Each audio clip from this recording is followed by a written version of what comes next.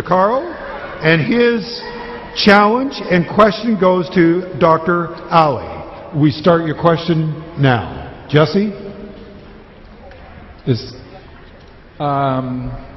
Shabir, by what means do you use to measure the truth of your absolute worldviews over those of Christians, Hindus, Sikhs, Jews, atheists, etc.?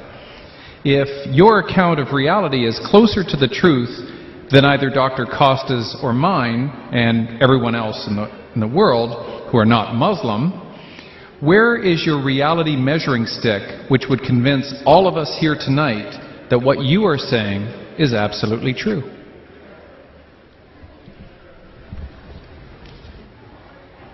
You can also come here. Please.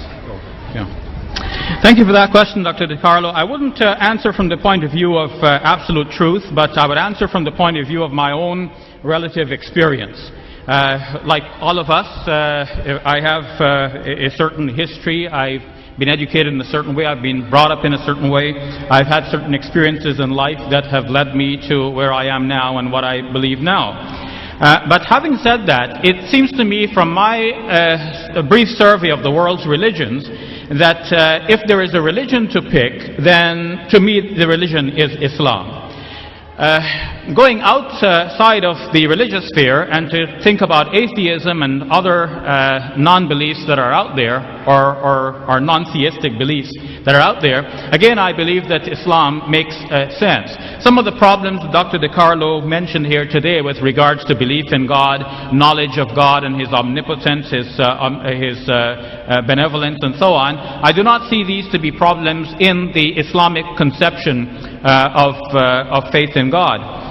The Quran in Islam I believe to be one of the most motivating factors for me. When I study the Quran, I become entirely impressed that this is a revelation from the Almighty God.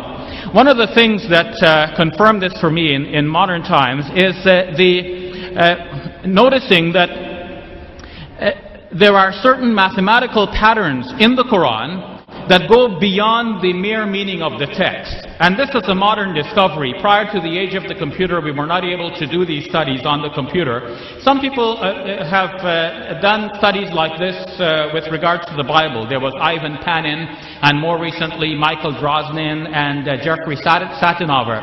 But all of these studies have been discarded and discounted by those who have reviewed them independently. In the case of the Quran, on the other hand, there are many numerical correspondences between things, between numbers of verses, between numbers of chapters, numbers of words, numbers of letters.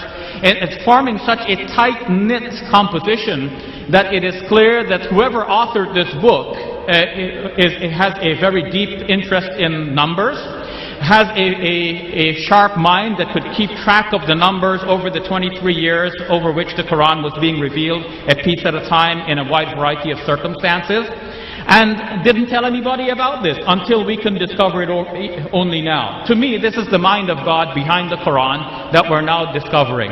For example, one of these aspects is the number of times words occur in the Quran that are meaningful in terms of the numbers and in terms of each other. For example, tonight our debate is about Jesus. The Quran says that Jesus is like Adam, and the Quran means but they're both created by God. But there is another way in which Jesus is like Adam in the Quran. Each name, Jesus and Adam, occurs in the Quran 25 times. And if only once do they occur in the same verse, and another time in the same chapter. To think of the other 23 occurrences scattered in a variety of chapters in the Quran. Some chapters mention Adam but do not mention Jesus. Some mention Jesus but not Adam. And to keep count of the Prophet now reciting a piece at a time over 23 years in a variety of circumstances, how does he remember how many times he said Adam and how many times he said Jesus? More than this, the Quran mentions man, Rajul, 24 times, and Imra'a, woman, also 24 times.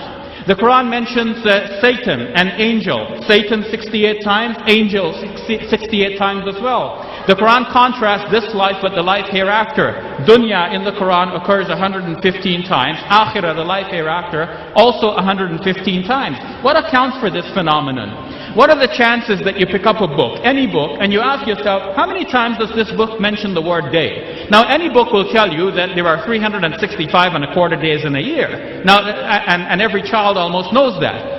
But what are the chances that the book mentions the word day exactly 365 times? The chance is very remote. The Quran does precisely that. If one were to count the word yawm in Arabic without any suffixes in the Quran, it occurs exactly 365 times. This is one part of a larger phenomenon in which we see that the Quran measures things. Things are measured in the Quran, and the Quran actually draws attention to this. The last verse of the 72nd chapter says that God has measured everything numerically. No one realized at the time that this was actually about the Quran as well. In fact, there are things in the Quran that are measured numerically, and we're only discovering that now. As Adam Smith said in the world of economics, there is an invisible hand guiding everything. To me, there is the invisible hand of God and the mind of God guiding the revelation and the eventual compilation of the Quran as we have it now. Thank you very much.